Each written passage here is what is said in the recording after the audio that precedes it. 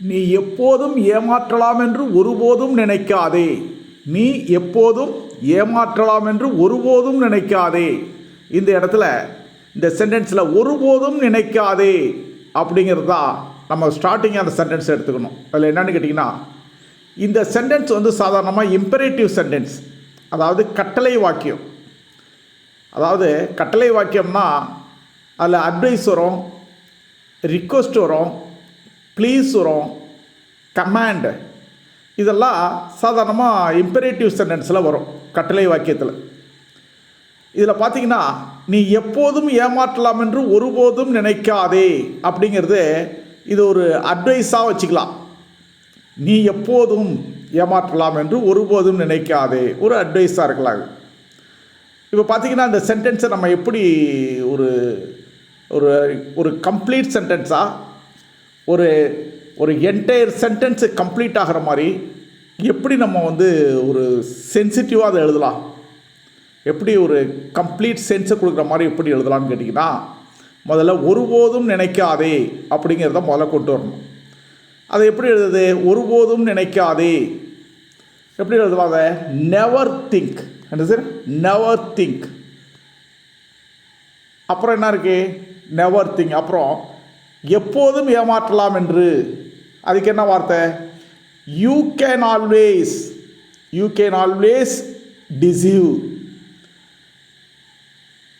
நீ எப்போதும் ஏமாற்றலாம், அதை எப்படி எழுதுறது? You can always deceive. டிசீவ்னா ஏமாற்றுறது.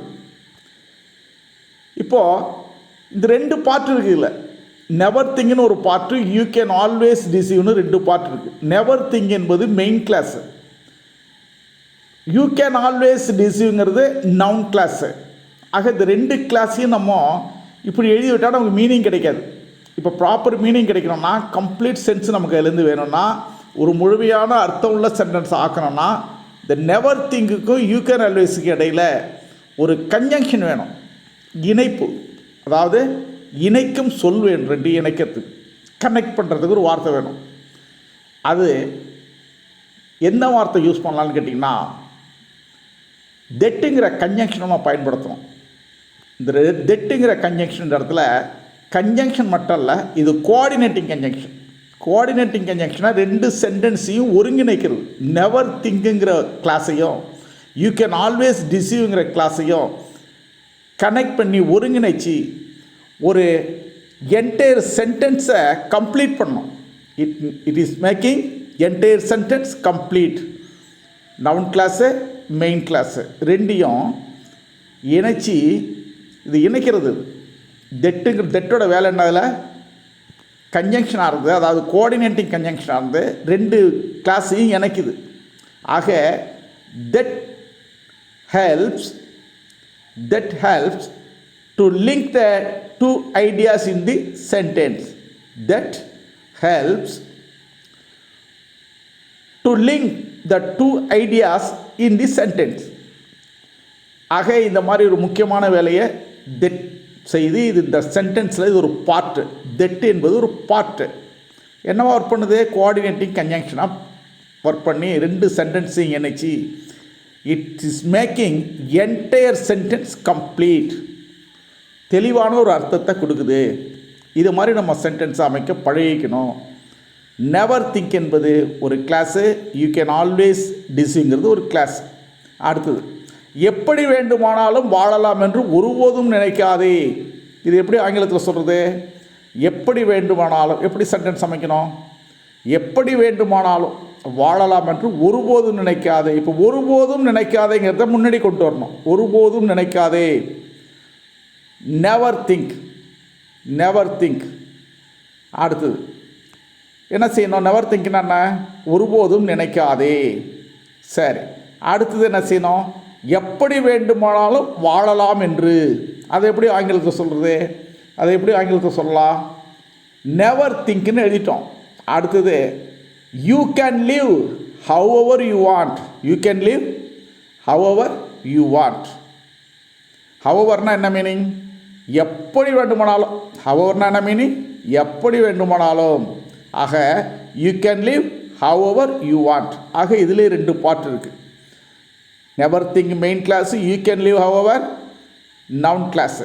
இந்த ரெண்டையும் இணைக்கணும். இணைச்சா நமக்கு முழுமையான ஒரு அர்த்தமுள்ள வாக்கியம் கிடைக்கும், ஒரு மீனிங்ஃபுல் சென்டென்ஸு கிடைக்கும். அதுக்கு தட் அப்படிங்கிற கன்ஜங்ஷனை, அதாவது கோஆர்டினேட்டிங் கன்ஜங்ஷன், ஒருங்கிணைக்கும் ஒரு இணைப்பு சொல்லுது எது, தட்டு. அதை போட்டு இணைச்சிட்டா இப்போ நமக்கு சென்டென்ஸ் ஒரு கம்ப்ளீட் சென்டென்ஸு, அர்த்தமுள்ள சென்டென்ஸு, மீனிங்ஃபுல்லாக கிடைக்கும். அடுத்தது, எதையும் செய்ய முடியும் என்று ஒருபோதும் பேசாதே. எதையும் செய்ய முடியும் என்று ஒருபோதும் பேசாதே. திரும்பவும் என்ன செய்யணும், ஒருபோதும் பேசாதே. அதுதான் முன்னாடி வரணும். கடைசியில் உள்ள சென்டென்ஸை நம்ம முன்னாடி கொண்டு வரணும். ஒருபோதும் பேசாதே, ஏன்னா அதில் தான் வெர்பு இருக்குது, அதில் தான் வேர்பு இருக்குது. அதனால் நெவர் சே. எப்படி, you can do anything. Never say you can do anything. எதையும் உன்னால் செய்ய முடியும், யூ கேன் டூ எனிதிங் அப்படின்னு சொல்லாத. இதில் இப்போ சொல்ல வர்ற கருத்து என்ன, எதையும் செய்ய முடியும் ஒருபோதும் பேசாதே. நெவர் சே இது ஒரு noun, you can do anything இது ஒரு நவுன் கிளாஸு. ஆக இது ஒரு கிளாஸு, இது ஒரு கிளாஸு. ரெண்டு கிளாஸையும் கோஆர்டினேட் பண்ணி தட்டுங்கிற கன்ஜங்ஷன் எனக்கு இது இணைச்சி இப்போ நம்ம அது என்ன பண்ணுது, it is making entire sentence complete. Complete பண்ணுது, சென்டென்ஸை வந்து முழுமைப்படுத்துது. ஆக தட் கனெக்ட்ஸ், என்ன எதை கனெக்ட் பண்ணுது, that is a conjunction. It connects two parts of noun and clause, அதாவது noun clause and main clause ரெண்டையும். It connects the main clause with the noun clause. Okay, noun clause என்ன இதில் noun clause எது, you can do anything, அதுதான் noun clause. Main clause எது, never say. Never சேங்கிற main கிளாஸையும் you can do anything என்கிற noun கிளாஸையும் it connects. அதன் மூலமாக இது என்ன செய்த, it making entire sentence complete. எனக்கு முழுமையான ஒரு சென்டென்ஸை நமக்கு இது கொடுக்குது. அடுத்தது பார்க்கலாம், ஒருபோதும் பொய் சொல்ல துணியாதே. இந்த சென்டென்ஸை கவனிங்க, ஒருபோதும் பொய் சொல்ல துணியாதே. மறுபடியும் ஒருபோதும், ஒருபோதுங்கிறத நமக்கு வார்த்தை என்னன்னு தெரியும், எந்த வார்த்தை போடலான்னு. நெவர் அப்படிங்கிற வார்த்தை, ஒருபோதும். சரி, நெவர். பொய் சொல்லாதே, சொல்லாதே, சொல்லாதே, துணியாதே. ஒருபோதும் துணியாதே. துணியாதேங்கிறதுக்கு என்ன, டேர். ஒருபோதும் துணியாதே, நெவர் டேர். எப்படி சொல்லணும், நெவர் டேர். இப்போ என்ன அர்த்தம், ஒருபோதும் துணியாதே. எது சொல்ல, என்ன செய்ய, பொய் சொல்ல. டு டெல் லை. டூங்கிறது இதில் கன்ஜங்ஷனாக வந்திருக்கு. நெவர் டேர் டு டெல் லை, பொய் சொல்ல. அதாவது நெவர் டேர் டு டெல் லை, ஒருபோதும் பொய் சொல்ல துணியாதே அப்படின்னு தெளிவான ஒரு அர்த்தத்தை கொடுக்குது. அடுத்தது, கிடைத்ததையெல்லாம் ஒருபோதும் சாப்பிடாதே. கிடைச்சதெல்லாம் இது தான் போட்டு சாப்பிட்டுட்டு இருக்காத அப்படிங்கிறத, ஒருபோதும் சாப்பிடாதே. மறுபடியும் ஒருபோதும் என்பதற்கு எதை பயன்படுத்துகிறோம், நெவர். ஈட், ஒருபோதும் சாப்பிடாதே, நெவர் ஈட். எதை, கிடைச்சதெல்லாம். எனிதிங், எனிதிங் எது கிடைச்சாலும். Anything you find. Never eat anything you find அல்லது get. Never eat anything you find அல்லது கெட் அப்படின்னு இதை சொல்லணும்.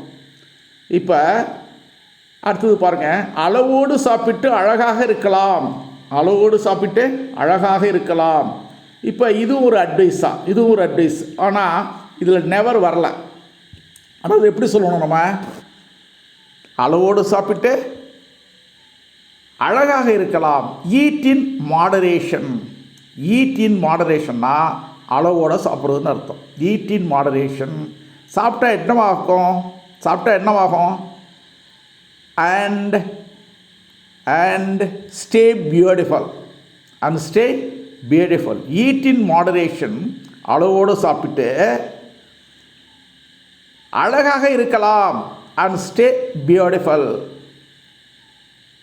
அளவோடு சாப்பிட்டு அழகாக இருக்கலாம். Eat in moderation, and stay beautiful அப்படின்னு நம்ம சென்டென்ஸ் அமைக்கலாம். அடுத்தது நம்ம பார்க்க போகிறது, தவறான வழியில் சம்பாதிக்கலாம் என்று ஒருபோதும் நினைக்காதே. தவறான வழியில் சம்பாதிக்கலாம் என்று ஒருபோதும் நினைக்காதே. இது உங்களுக்கு ஒரு ஹோம்ஒர்க்காக கொடுக்குறோம். இது ஒரு ஹோம்ஒர்க். தவறான வழியில் அப்படின்னா அது எப்படி சொல்கிறது? தவறான வழி ஆங்கிலத்தில் எப்படி சொல்கிறது? ராங்குன்னு சொல்லலாமா? தவறுனா ராங்கு, வழின்னா வே, ராங் வே. சரி, இதெல்லாம் ஒரு ஹிண்ட்ஸு. இது உங்களுக்கு ஹோம்ஒர்க்காக இருக்கிறதுனால ஒரு ஹிண்ட்ஸாக தரான். அதை சம்பாதிக்கலாங்கிறது ஏர்ன். இப்போ ஒருபோதும் நினைக்காதே, ஏற்கனவே எழுதின சென்டென்ஸில் மாதிரி அதையே ஃபாலோ பண்ணி ஒருபோதும் நினைக்காதே எப்படி சொல்லலாம்? Never think. அதுக்கு வார்த்தை என்ன? Never think. அதுதான் முன்னாடி கொண்டு வரணும். ஒருபோதும் நினைக்காதே, அதை ஃபாலோ பண்ணி இதுக்கு சரியான சென்டென்ஸை மீனிங்கோட அர்த்தத்தோட எழுதுங்க. இது உங்களுக்கு ஹோம்ஒர்க். அடுத்தது, குறுக்கு வழியில் முன்னேறலாம் என்று ஒருபோதும் எண்ணாதே. ஒருபோதும் எண்ணாதே, அது உங்களுக்கு தெரியும். எந்த வார்த்தை யூஸ் பண்ணணும்னு தெரியும். குறுக்கு வழியில் அப்படின்னா என்ன? குறுக்கு வழினா ஷார்ட் வே. ஷார்ட் வேங்கிறதோட ஷார்ட்கட். அடுத்தது, முன்னேற்றம் என்பது ப்ராக்ரஸ்ஸு. சரி, குறுக்கு வழியில்ங்கிறது த்ரூ. THROUGH through. அங்கே வேன்னு போட்டோம், இங்கே த்ரூன்னு போட்டிருக்கோம். சரி, என்று ஒருபோதும் எண்ணாதே. இதுக்கு உங்களுக்கு வார்த்தை தெரியும். இதை வச்சு இந்த சென்டென்ஸை அருமையாக ஃப்ரேம் பண்ணுங்க. உழைக்காமல் சாப்பிடலாம் என்று ஒருபோதும் சோம்பேறியாக இருக்காதே. இது எப்படி எழுதுறது? உழைக்காமல் சாப்பிடலாம் என்று ஒருபோதும் சோம்பேறியாக இருக்காதே அப்படிங்கிறத முன்னாடி கொண்டு வந்துடணும். சோம்பேறியாக இருக்கிறதுங்கிறது எப்படி நம்ம பயன்படுத்துறது? எப்படி எழுதணும்? ஃபஸ்ட்டு எப்படி ஆரம்பிக்கணும்? சோம்பேறியாக இருக்காதே. Never be lazy. எப்படி சொல்லணும்? Never be lazy. பி லேசினா இருக்காதுன்னு அர்த்தம். பி லேசினா சோம்பேறியாக இருக்காதே. நெவர் பி லேசினா ஒருபோதும் சோம்பேறியாக இருக்காதே. எப்படி? உழைக்காமல் சாப்பிடலாம் என்று. இப்போ நீங்கள் எழுதணும். உழைக்காமலுங்கிறதுக்கு வார்த்தை என்ன? உழைக்காமலுங்கிறதுக்கு இங்கிலீஷில் எப்படி சொல்லுவோம் வார்த்தை? வித்தவுட். எப்படி?